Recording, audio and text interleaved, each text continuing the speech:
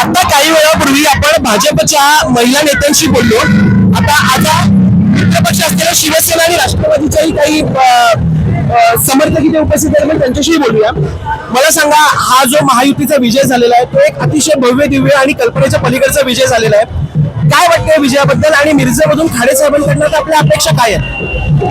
आपल्या पहिला म्हणजे महायुती सरकारचा मी विजय अभिनंदन व्यक्त करते आणि महायुती सरकारच्या या माध्यमातून आपले अधिकृत उमेदवार डॉक्टर नामदार सुरेश भाऊ खाडे यांच्या विषयी आम्हाला सगळ्यांना महत्वाचा आम्हाला आत्मसन्मान एक आत्मविश्वास होता की आमच्या भाऊच येणार. पण विरोधी पक्ष आणि महाविकास आघाडीनं जे काही खेळ खेळली, जे काही त्यांनी विचार मांडलेत, ज्या काही त्याने लाडकी बहिणीच्या विरोधात त्यांनी कोर्टात गेली आणि केस केलं आणि या विरोधात आम्हाला त्यांनी असं उचलून धरलं की त्यांचा खरंच आज त्यांच्या समोरच आमचा सत्याचा विजय झालेला आहे.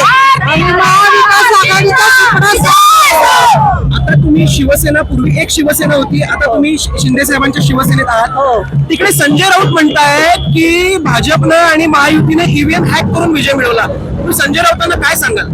संजय राऊत कायमचं त्यांनी चुकीचंच बोलत आल्या, कारण त्यांना त्यांच्या पायाखालची वाळू सरकलेली आहे. त्यांचं त्यांनाच कळणं झालंय, त्यांचं एक प्रकारचं विकृत बुद्धीचा त्यांचा विषय झालेला आहे आणि त्यांना सूचना झाले.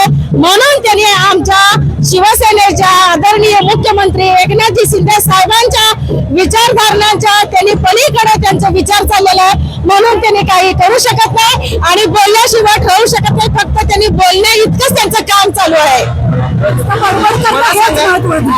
मला सांगा, हा पूर्ण विजय आहे आणि आता लाडक्या बहिणींचे 1500 ते 2100 झाले.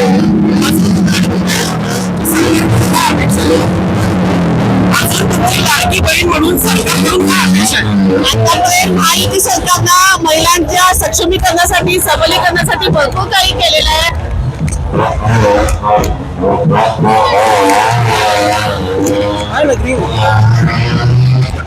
माननीय मुख्यमंत्री एकनाथ शिंदे साहेब असतील, उपमुख्यमंत्री देवेंद्र फडणवीस साहेब असतील, तसेच आमचे नेते अजितदादा पवार असतील, यांनी आता संकल्प मांडत असताना महिलांसाठी भरपूर काही दिलेलं आहे. तर अजूनही ते महिलांना इथून पुढे ह्या काळात देणार आहे आणि 1500 ते 2100 जाहीर केलेलं आहे ह्या सरकारनं. तर महिलांच्या सबलीकरणासाठी आणि सक्षमीकरणासाठी हे सरकार योग्यच आहे. त्यामुळे या तिन्ही नेत्यांना जनतेने कौल दिलेला आहे. त्यांना बळकटी करण्यासाठी महिलांचा जास्त समावेश आहे. महिलांनी भरपूर प्रमाणात मतदान केले आणि लाडक्या बहिणीच्या माध्यमातून या तिन्ही नेत्यांना, सर्वच महायुतीतील घटक पक्ष असतील, सर्व महिला असतील, यांनी महायुतीला ओवाळणी म्हणून मतदान स्वरूपात दिलेलं आहे. पटेंगे तो कटेंगेचा नारा दिला होता, एक रहेंगे तो सेफ रहेंगे सांगितलं होतं. महाराष्ट्रातल्या जनतेनं या दोन्ही नाऱ्यांना मनावर घेऊन मतदान केलं असं वाटतं का? सक्सेसफुल झालेला आहे. पूर्ण सक्सेसफुल म्हणजे का, विजयाचा पाऊसच पडलेला आहे आमच्या महाराष्ट्रामध्ये. विकास आघाडीचा सुपडा साफ झालेला आहे. या होत्या लाडक्या बहिणी. आपण पुन्हा एकदा लाडक्या बहिणींशी बोललो. त्यांनी सांगितलं की महाविकास आघाडीचा सुपडा साफ झालेला आहे. पुढे जाऊयात, अजून प्रतिक्रिया घेऊयात.